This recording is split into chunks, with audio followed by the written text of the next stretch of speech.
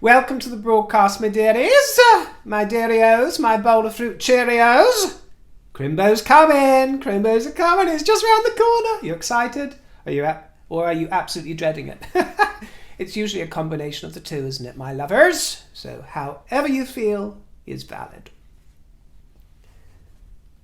This photograph illustrates royalty at its finest, illustrates the royal spirit that is channeled, is the perfect riposte. Respond to the Harkles, Buckingham Palace, Kensington Palace, do this, that and the fourth. Get the word out. You need to respond back to these. This is the best possible response that the world could see, because what you are seeing is a show of regal display and regal splendour. What you are seeing is dignity and grace. What you are seeing is a sober, modest, understated display of familial unity and service to the nation, and not service to oneself or a display of vulgar greed. And William may have been accused of screaming and shouting at his brother, probably because said brother couldn't seem to accept into his thick skull the good advice that he was being given. But last night the crowds were screaming for Big Willie. I love you, William, they cried. I love you, Willie, Willie, we love you, Willie. We love you. We absolutely love Big Willie. And the whole family Wales looked matchy-matchy in their shades of burgundy and blue. The Prince and Princess of Wales do not tell us relentlessly how classy and elegant and chic they are. They simply show us by being who they are. William hailed the spirit of togetherness for the occasion, and read passages from the late Queen's last Christmas message, a time when we remember that God sent his only son to serve, not to be served. Kate's gown was simple and classic and by Eponine, a bespoke double-wool crepe dress. And you can find those earrings for 14 quid at Accessorize. Her Majesty Queen Camilla was a dream in cream, with those dancing eyes and a dash of lip liner. But oh my, Sophie the Trophy was a rave, an absolute rave. She'd been ironing the hair, hadn't she? Glam it was, and sleek, in that creamy tone of dress. In fact, the entire wardrobe for many of the royals seemed to have been coordinated, because there weren't many bright colours this time, muted tones in creams, browns, navies, not really many brights, understated message, nothing flash. Zara and Pippa you see there in burgundy coats. And Beatrice here, with her extrovert taste in fashion that I must admit has slowly won me over, and the Harkles' bestie, Eugenie, in her cosy country style here. And if one thing good came out from that documentary, it's the fact that you saw many members of the royal family pronounce her name as she pronounces it, and her parents pronounce it, which is the way that I pronounce it, Eugenie. Not Eugenie. I don't care what the French or any other nation say. I don't care what any other person with the same spelling calls their name. They pronounce it Eugenie. Eugenie. Not Eugenie, not Eugenie, not Eugenie. Eugenie. Got it? As the fabulous icon Julie Goodyear once said, get it? Got it? Good. In this pub, Vera, I'm cock of the walk. Get it? Got it? Good. Carry on supping. I was thrilled to see the diva, Princess Michael of Kent. Watch it, I said Kent. Princess Michael of Kent, dressed for Siberia she was. She ain't gonna perish, is she, my dear, in this cost of living crisis? Not when she's wrapped up in all her furs and sables and muffs and whatnot. Especially next to the cosy, hirsute, beardy hubby of the ferociously sexy-eyed Prince of Kent at her side. Marie Christine, my dear, you are Princess Michael of Kent. Surely you can do better than that walking cane of yours. No disparagement to anyone else out there who's using one, but this is Princess Michael of Kent. I expect a touch of glamour. You know, I'm sure she can rustle up some kind of wand that looks a bit finer than that, even some antique piece I can find better from the second-hand stores old second-hand Susie can supply. I mean, Jesus Christ, jeepers creepers. That cane? No, my lover. The Duchess of Gloucester added a twist of modern flair with some sprightly ankle boots and she was wearing a green sort of crushed velvet affair with blue buttons that gave off the appearance of little pom-poms. There was lots of kissy-kissy in church, and the press went into overdrive, and so did many royal fans and royal watchers at the first show of subservience from the Princess of Wales, in fact, because she performed her first public curtsy, I believe, to the King and to the Queen, and it was so beautiful to watch, wasn't it? The beautiful art of the curtsy, executed with absolute precision, absolute deftness. You know, none of this melodramatic pantomime affair that we see illustrated so vulgarly by others, by in-laws, or should that be outlaws. So a truly royal occasion, and although I jokingly called it a riposte, of course the fabulous thing is that it wasn't a riposte, because this was booked up months in advance. Catherine hosted one last year.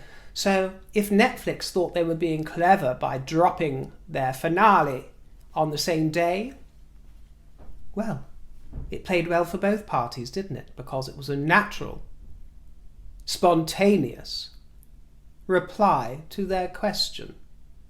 The question of what is really good, what is really classy, and what isn't vulgar.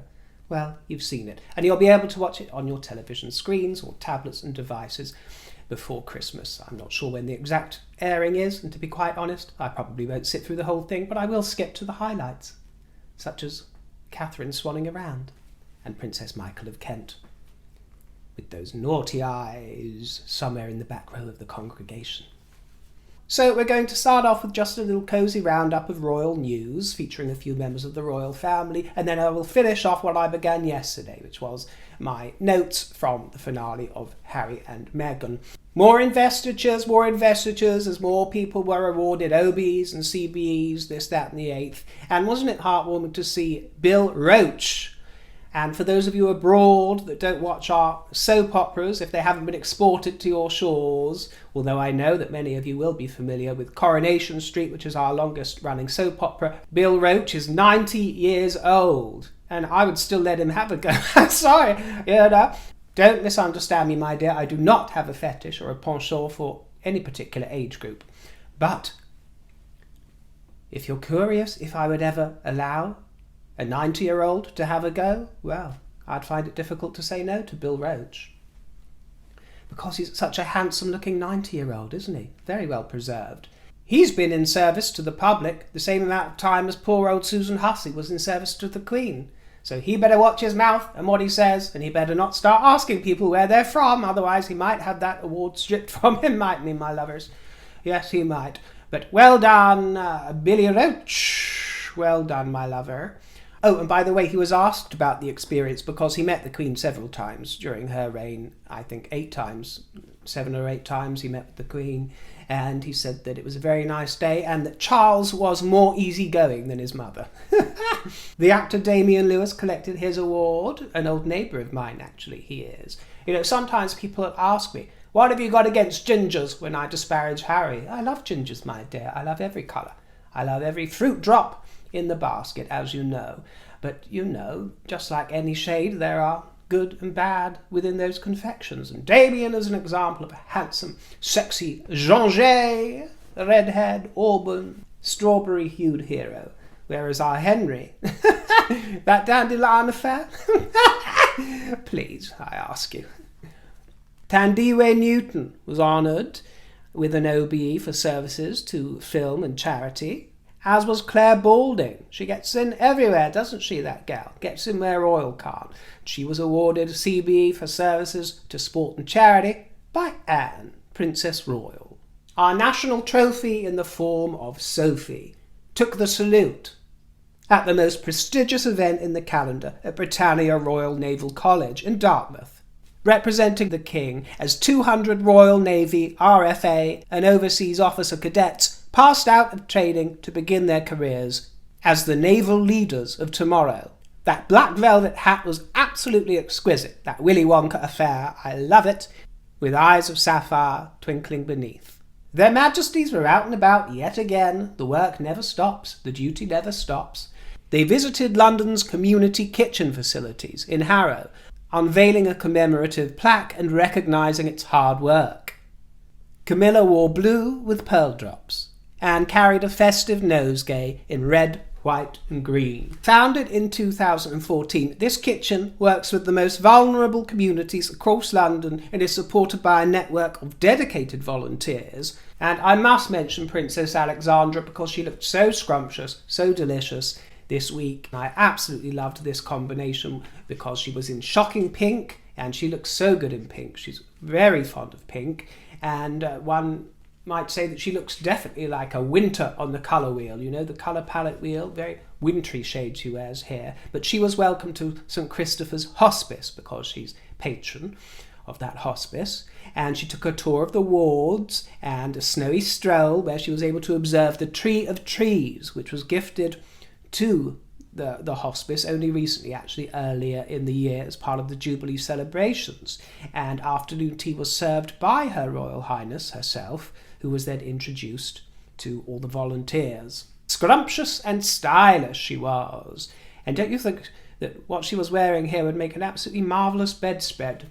This patchwork affair, I absolutely adore it. So, Alexandra, my darling, I know you're tuning in. Chuck your hand-me-downs my way. Okay, so for those of you that have had enough of me, now is a good time to move on. For those of you crazy enough to want to stick around to hear the rest of my notes, which I'm finishing off from yesterday's broadcast, well, here we are, and here we begin. But don't expect much, because I'm in a rather silly mood, and I'm completely over this entire debacle. They can do their best. They can do their oh so very best to try and pull down the House of Windsor. But the royal spirit never dies, my loves. As episode 4 drew to a close, we were indoctrinated into the Tom Bradbury interview that they gave. Was it in South Africa? I can't remember. Yeah, I think it was in South Africa, where she improbably suggests, Meghan improbably suggested that she didn't realise the impact of her words when she said that nobody's asked me. Nobody's asked me if I'm okay. Are you okay, Rachel? Or are you nuts?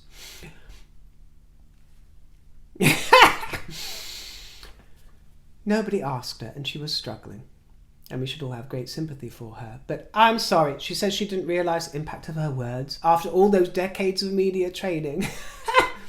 After having her every word poured over by the media for the last few years and then complaining that she's being taken the wrong way just for that moment in time, when she took the time to gulp and look forlorn, so vulnerable, she didn't realise the impact of her words. Okay, my lover, we believe you. I realised I wasn't just being thrown to the wolves, I was being fed to the wolves. My dear, do not besmirch wolves. They might not be the most picky eaters in the world, my dear, but they draw the line at you. They draw the line at you. They have the intuition of the wild, my dear. They can sniff it out. They can sniff it out, and they will reject that carcass, I ask you, fed to the wolves. So dramatic with the narrative, isn't she? So dramatic. She expresses her horror at her dad's behaviour in the run-up to the wedding with all the photo opportunities.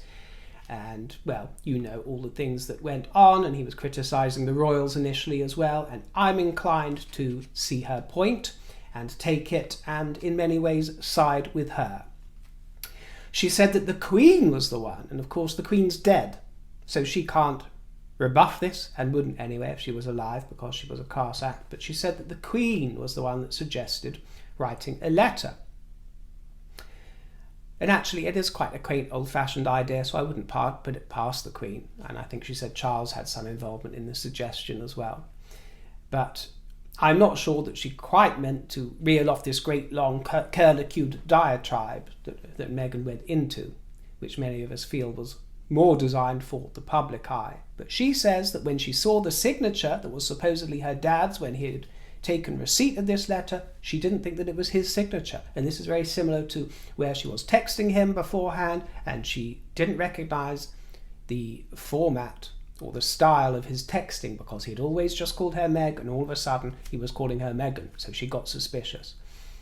And I believe that he's denied all of this, by the way. He insists that he was the only one acting on his behalf. And when she's talking about this infamous letter, she objects to the way that the world's media blocked out certain parts of the letters to shift the narrative away from criticism of the press, for example.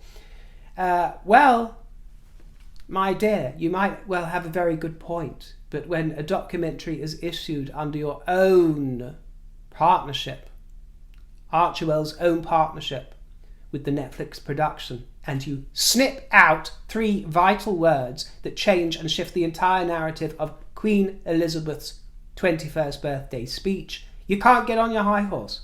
You just can't. Because you've done exactly the same thing.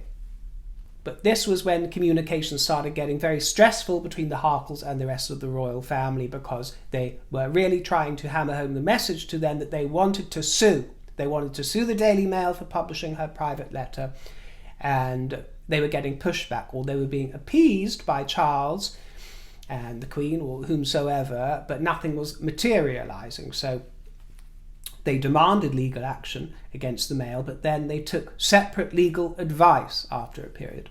But as many of the press have picked up on over the last few days, and I have to say I've been quite surprised how much criticism they're getting for Harry and Meghan here in the kingdom. I think it's different abroad, and obviously there's a range of voices from all over, but and I shouldn't really be that surprised, because obviously they're picking on the press in this documentary, so the press are going to be quite vicious and voracious in return, so it's much of a muchness. But so many of them have said, what sort of ego has she got that it is so wounded by all the perceived slights in the press? Now, Harry spoke a lot about their plans to move out of the United Kingdom and still work as royals representing the Queen. And I've got to tell you, I think that it was actually a fabulous idea, and the way Harry spoke about it really sold it to me, especially to have them as part of another Commonwealth realm. It's very important. There's no denying what absolutely valuable tools they could have been. Well, they were tools, but in a different sense, unfortunately. But they could have been, as we all know, and Harry and Meghan are right to say that they could have been some fabulous jewels in the crown, as long as they understood that they ain't the Kohinoor, my dear. You know what I mean? That comes down to the monarch and the heir. And they say that they would have made great supporting roles, but I'm sorry, when you are a great supporting actor, you are the framer. You are putting your eyes on the prize and letting the prize glow. You are not the understudy that is waiting so vociferously in the wings for the night when the main attraction and the star turn gets a dose of COVID and you're ready to pounce on and take over, so much that you're even showing a bit of leg from the wings to tantalise the audience. That just ain't the way it works. You may be fabulous at gaining that attention, but that ain't royalty, and that isn't the way of the spare. You are the spare family, and you had done your time. And now we had new little kiddies on the way. And as harsh as it sounds, you could still enjoy yourself and have a fabulous life, but not desperate to upstage the main cast. But I digress. I think it was a fabulous idea for them to live in Canada as they planned, South Africa as they planned, New Zealand as they planned. That's as far away as possible is absolutely fine. Is the South Pole or Antarctica part of the Commonwealth? No. But, we could think of any kind of places, my dear.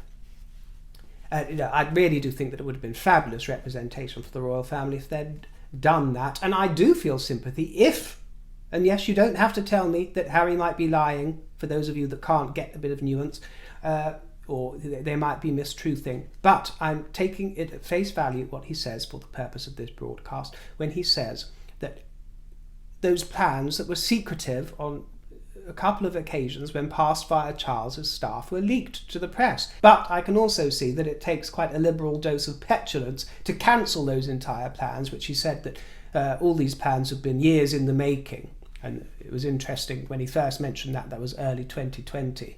They discussed New Zealand in 2018 and South Africa in 2019. So this was all going on for quite some time and probably beyond. And no doubt they'd been documenting the whole thing. First of all, the plan to move to South Africa was leaked by the Times. So that was scrapped. because Harry and Meghan didn't like the idea of a public debate over it. So the Canada plan was put into writing on Charles's advice. On Charles's advice, says Harry. And part of this agreement said that if it didn't work out, if the move didn't work out, then Harry and Meghan would be willing, Harry would be willing to relinquish the Sussex titles. And Harry says that he was absolutely furious when this leaked, when he had made it very clear that it was to be very private and the documents were to be kept under wraps. That leaked, and I can absolutely understand the fury in that case. And he said that he knew it had been leaked because the Times had specifically brought the relinquishing of titles up in the story. And Harry insists that he was blocked from seeing the Queen. He says that he arranged to see her when she told him that he had a week off, and she invited him over to go see her and have chats and discussions. And then nearer the time when it came, he was told, no, you're not allowed to see her, don't come. And he called her and she said, oh yes, they've told me that I'm busy. So this seems to be one of the times when he got it into his head that she was surrounded by people who were dissuading her from seeing him. Now, much has been made of this in the press as well, because he refers to the Queen on a few occasions as being really rather passive and impressionable. And some have said that it is rather an insult to the Queen's memory, because she was known for being totally with it, very decisive, and with skills of discernment, as well as being a loving grandmother. So that hasn't sat very comfortably with people out there. At the Sandringham Summit, he was given 5 options, like a game show, isn't it? He was given 5 options of being in and being out, with 1 being in, 5 being out, and 3 somewhere in between. So Harry chose 3. He went for 3, somewhere in the middle, but then he says they didn't like that and told him that it wasn't really up for debate. And he said, it was terrifying to have my brother scream and shout at me, and my father say things that just simply weren't true, and my grandmother quietly sat there and took it all in. And he says that a joint statement was issued in William and Harry's name without his say-so, without seeing it. And, well, I did believe him. I did believe him when he said this. I mean, he didn't appear that he was lying to me. But he said, no one had asked me permission. I couldn't believe it. But maybe they had run it past him, but he just hadn't signed it off. I would be curious to know what their side of the story is, because they know that he can go off. They know that he's troubled, so why would they gaslight him? Why? Because that would be gaslighting. That would be gaslighting, and he would have a valid point. If that were true, but I guess we'll never know. And then there was a segment where the Harkles did a guided meditation. Did you see? Oh, it really gave me the creeps. But during their last week of service, they dressed up to the nines. She wanted to go out with a bang. Her time was coming. And so the bright colours came out the closet, because she'd been forced to wear muted colours all those years. The bright colours came out, and she said, the people were just so embracing. She said that after 2 years of bad press, the people must not hate us after all. Well, no, exactly, which was obvious to most of us. Yes, everyone gets bad press in Britain. Everybody does, that's press. They're not famous for writing good news all the time and glowing articles. That ain't gonna sell, is it? But it ain't exactly drama, is it? And people live for the drama, whether fairly or unfairly. So what did you expect? Yes, you got bad press, but as you saw visibly in front of you for your whole tenureship during your time in Britain, you were embraced and loved, and people fawned over you. The vast majority of it was all good, good, good. So now you see, now the penny drops as you're leaving that week. Ridiculous. So they moved. We had the whole Toronto affair and the whole LA affair, and Tyler Perry got involved and interfered, which was extraordinarily weird, wasn't it? But it was a transition into the celebrity world, which is what they always really wanted, wasn't it? Especially Megxie. They always really wanted. Who we never met him, but he wanted to help. Very strange, very strange. And Tyler Perry had the gall. He'd get on well with old Gozy, wouldn't he? Old Marlene Headley. He'd get on with her because he said that the institution would do all the things that a batterer would do. Make you comply and come back, take away money. I did find myself sympathising with them when they were under siege from helicopters and drones. In the United Kingdom, there's a show called Gogglebox where they film people, usually couples, I think, watching the television and commenting on it, and people find it absolutely hilarious. Well, it felt like we were in an episode of Gogglebox because it was watching Haz and Meg, watching themselves on TV, FaceTiming, getting texts through from Beyonce, all captured on film, you know. The connivance that went into this for all these years. The connivance. And Meghan has the temerity to say, while they were watching themselves on Oprah Winfrey, that she was surprised that afterwards it all became about the race conversation. She didn't think it would be that at all. Oh, she's so naive, isn't she? Pull the other one, my love. And Beyonce texted to check in the next day because she admires her bravery. And she thinks that Meghan is there to heal generational curses. Well, Queen Bee, you've gone down in my estimation, my dear. And in another vulgar moment, the day after the interview is aired, we see Meghan reading out the palace statement of recollections may vary. Hope that put her nose out of joint even more. And we saw Harry receive a text. Got a text! It's like an episode of Love Island as well as the Kardashians and Gogglebox. Got a text! From William. We don't get to hear what the text said. It probably said, screw you. When they covered Prince Philip's funeral, I thought the duplicitousness of Harry was absolutely abominable. Absolutely no understanding, no admittance of how he soiled the last days of the Duke of Edinburgh. You know, goes on about how much he admired him and respected him so much. Everybody knows how much I loved and respected him. Well, actions sometimes speak louder than words, my dear. So doing this interview as he was there gasping for breath in his dying days wasn't the most loving tribute you could have paid. He had conversations with William and Charles after the funeral, and he says, we will never get a genuine apology or full accountability. Well, neither will they, will they? So it's a bit of a stalemate. They were focused on their misinterpretation of what's happened. That is so patronising. Do you really not credit them with a brain cell at all to interpret information? And yet you live under the same roof as that wife who misinterprets everything at will, every single word down to the last etymological detail. And poor old Jason Knorf is dragged up into the mix again. Poor old Jason Knorfy.